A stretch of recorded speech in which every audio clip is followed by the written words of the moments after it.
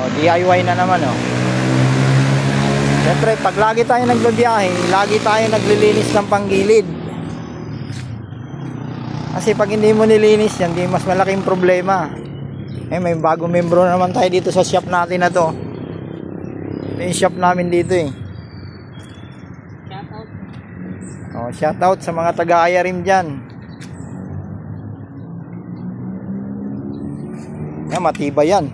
Motopos. Kahit ganyan-ganyan yan. Breaking to the Mindanao. Mindanao mo good, no?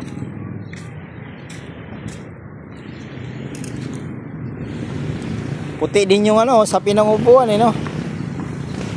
Sinira nga eh, pinarating ko sa baba ng creek. Creek. Sa kabila. Ay, maulan.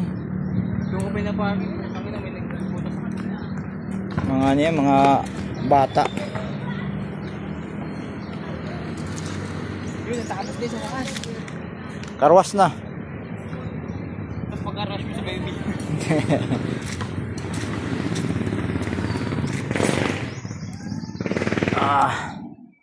Pagka-rush ka din?